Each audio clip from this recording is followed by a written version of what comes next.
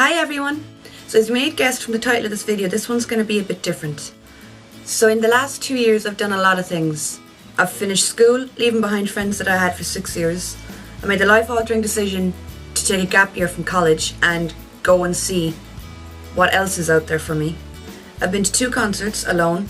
I've flown and left Ireland for the first time ever by myself. I made my way through a city that I've only ever been to like once or twice alone. I met my favourite band, I got my first job, I learned how to pay taxes and navigate my way through online banking. It's so much harder than it seems. And more recently, I met the cast of my favourite show. But most importantly, I've achieved happiness. Real happiness. The most important thing I've learned is to be in tune with yourself. That sounds like the most obvious thing to say, but it's true, and let me explain a bit. There's a big difference between being alone and being lonely. And for the longest time, I thought that you couldn't have one without the other. I thought that they came as a package deal and that was it. That's not the case. Being on your own doesn't mean that you're lonely. Another thing that I've learned is that people hang so much on being in a relationship. When I tell people I'm single, I get, "Don't worry, you'll find someone." Or, "Do you want me to set you up with my friend?" In which case I have to politely say, "No, I'm single because I choose to be."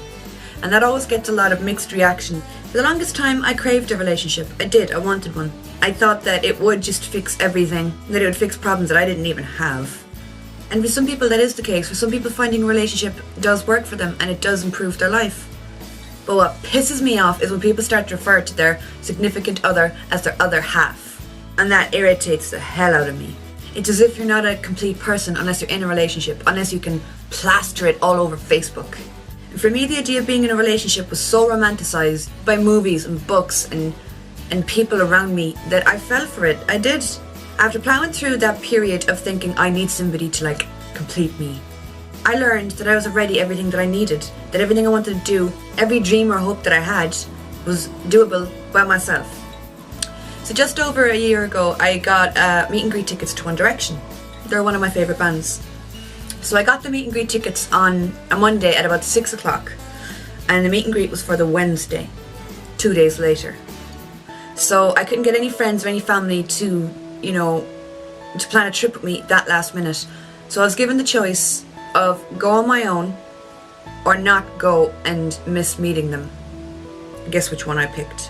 So after spending the Tuesday running around like a headless chicken, changing my money over into pounds, booking a hotel, booking flights, trying to figure out where in the love of God I was going, I went to sleep knowing that I made that happen for myself. Knowing that I was going to meet the band that I've loved for like 5 or 6 years. And that was when I got my first kind of taste of freedom. Being able to go and get something to eat when you want, without having to worry, is the other person hungry, where does the other person want to go? Being able to get ready and just leave, instead of yelling, "Hurry up, we're gonna be late!" A few weeks ago I went to the cinema by myself. Everybody I knew again was busy, and I wanted to see 999. It's a great film, by the way. If you're a Norman Reedus fan, go see it. So everyone I knew was busy, so I just went alone.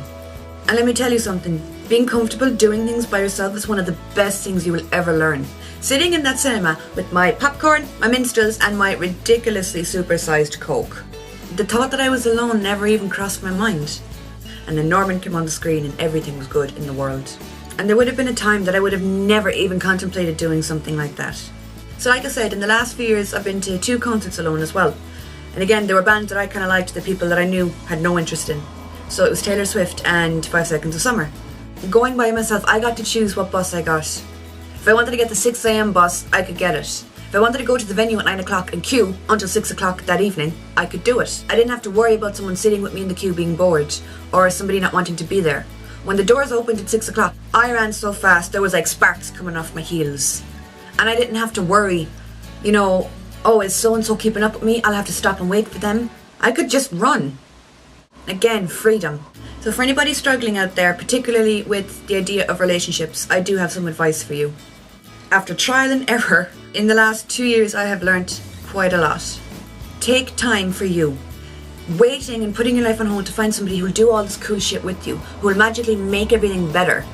It's wasting your time. Because this perfect mythical creature doesn't fucking exist. If you want to do something, make it happen yourself. Don't wait for someone else.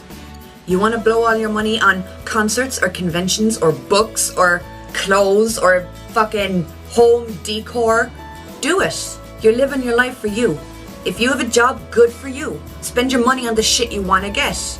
If you don't have a job but you're happy, then good for you. Do whatever it is that you want to do.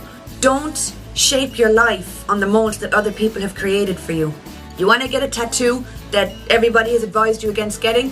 Fuck them. If you want it and you like it and you've thought about it, then get it.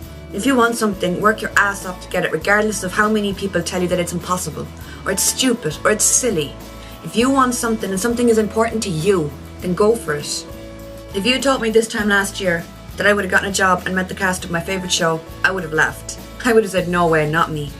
I went from being the girl who couldn't pay for something in a shop.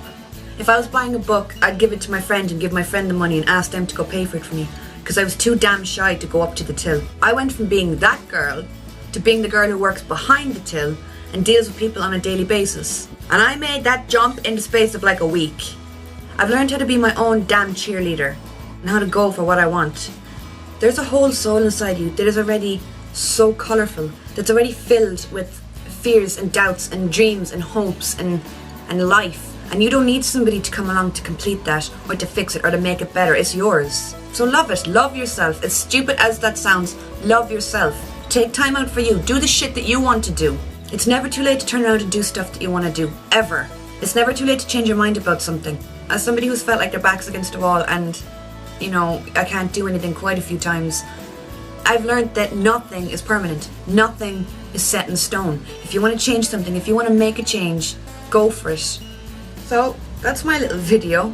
I wanted to make a video like that for a while, way before I even had a YouTube. So I don't know I know it was like a rant, and I'm sorry if it did seem that way, but I hope you enjoyed it and I hope you take something from it.